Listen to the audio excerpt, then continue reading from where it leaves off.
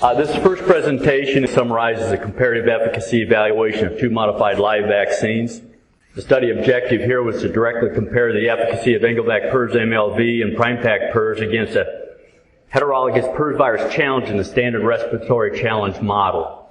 One of the primary questions relative to the objective was, are there detectable or measurable efficacy differences between Engelvac PRRS MLV and PrimePac PRRS following a relevant heterologous PRRS virus challenge?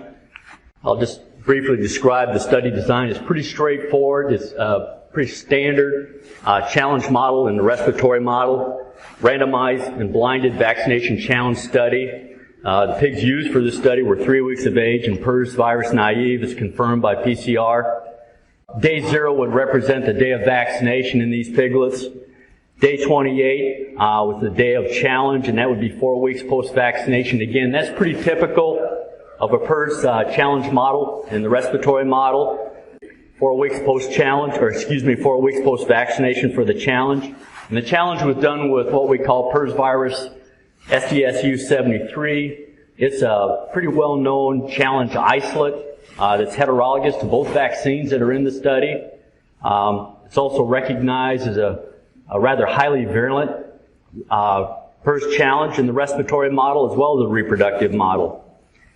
Day 42 then is the day for post-challenge necropsy. This is typically 2 weeks post-challenge, and we have the lung lesion evaluation in the post-challenge necropsy targeted for 2 weeks post-challenge because that's typically where we would see peak PRRS-induced lung lesions. So following the challenge, we want to look at lung lesions, PRRS-induced lung lesions, and that's targeted at 2 weeks post-challenge, day 42. Okay? This is just a table or a chart that further summarizes study design.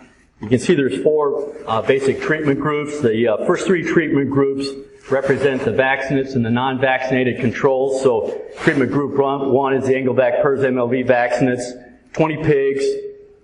Treatment group 2 is the PrimePac vaccinates, 20 pigs. And then you have the non-vaccinated challenge controls, N equals 20 there as well.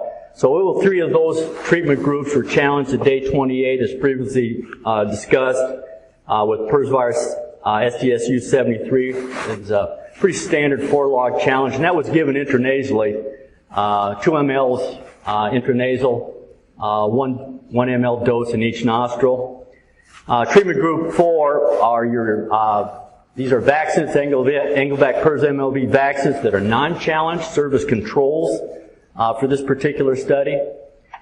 And also on the chart you can see that at day 42 or 14 days post-challenge, we had a random selection of 10 pigs from each of the treatment groups that were challenged to do the necropsy for a lung lesion evaluation looking for the effect of vaccination following challenge on PRRS-induced lung lesions. And then the rest of the pigs were carried to day 70 to assess viremia, average daily weight gain.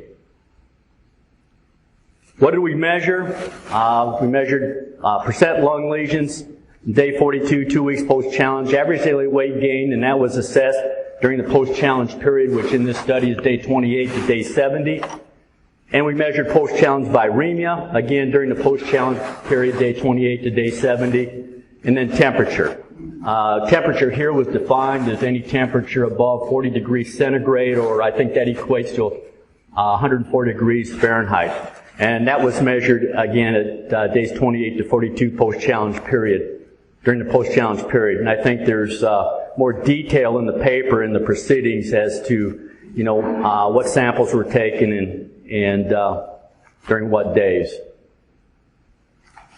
So what do we see? We'll start with lung lesions. Lung lesions for a PRRS challenge model are considered a primary measurable efficacy. It's one thing that we always look at in a PRRS challenge model. And in this particular study, both vaccinated treatment groups, both Engelvac PRRS MLV and PrimePac PRRS, demonstrate a large and similar reduction in lung lesion scores. Compared to the non-vaccinated challenge treatment group, a greater than 85% reduction in PRRS-induced lung lesions. So pretty typical of what we'd expect for vaccines compared to non-vaccinates.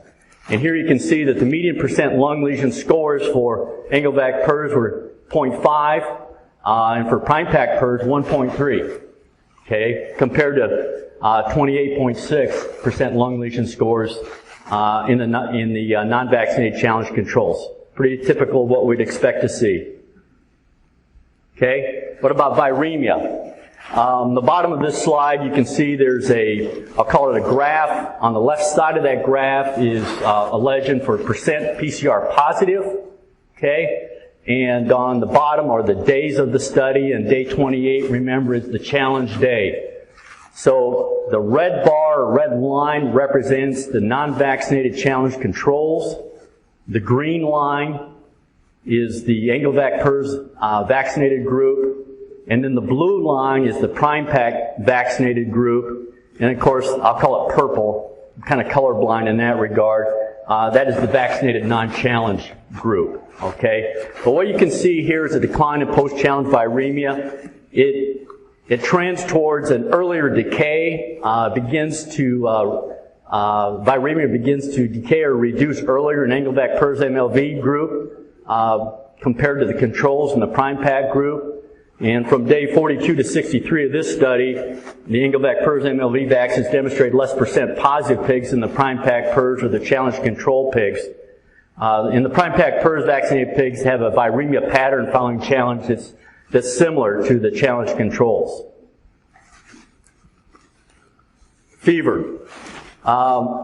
This is a chart that summarizes what we saw in the post-challenge phase of the study relative to fever. And again, fever was defined as a temperature at or above 40 degrees centigrade or 104 degrees Fahrenheit.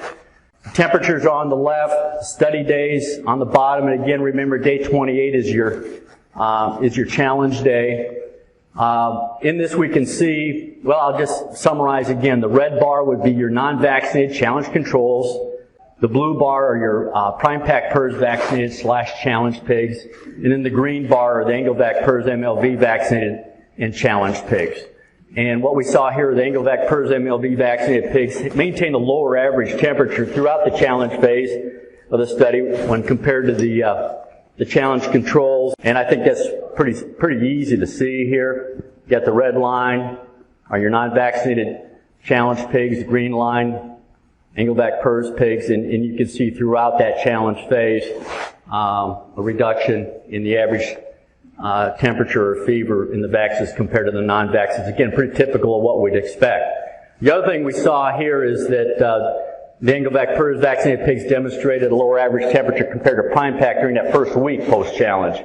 It's pretty obvious here during that first week post-challenge, that blue line representing the PrimePack vaccinated pigs is very similar to the non-vaccinated challenge controls. And again, compared to the Engelvac PRRS vaccinates, there's a difference in that first week post-challenge.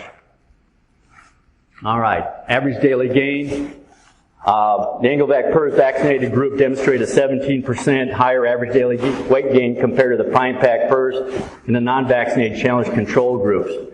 And the average daily weight gain for the PrimePack PRRS and the challenge control groups were similar. So here, if we look at the Engelvac PRRS MLV vaccinated group, during that challenge phase, days 28 to 70, they had a 1.41 average daily weight gain compared to 1.18 and 1.17 for the challenge controls in the PrimePack PRRS control or PrimePack PRRS vaccinated group. And the vaccinated non-challenge group demonstrated the best average daily weight gain. And it indicates that we had a really good virulent challenge, and that challenge, without a doubt, had a biologic impact as measured by average daily weight gain.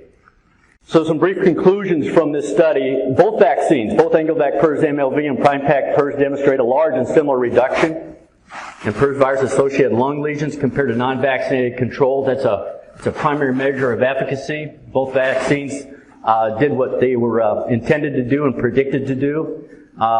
We also saw a reduction in post-challenge viremia that occurred earlier in the Engelvac PRRS MLV group compared to the PrimePack group, and the pattern of viremia in the PrimePack group was similar and not different than the non-vaccinated controls.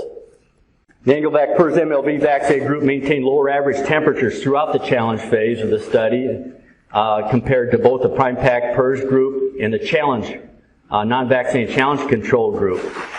And we know that reducing fever following challenge infections is important to mitigate the consequences of infection. This is important as it regards getting pigs, helping pigs to return to normal feed and water intake, which is important following a challenge and infection.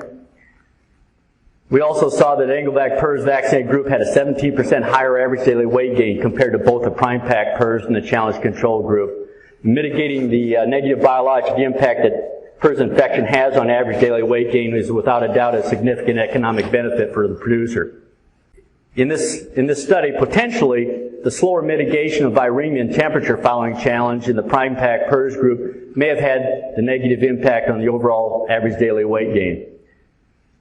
In the end, I think this study is another example demonstrating the ability of modified live vaccines to protect against a relevant PRRS challenge, a heterologous PRRS challenge that's pretty current and relevant to the industry.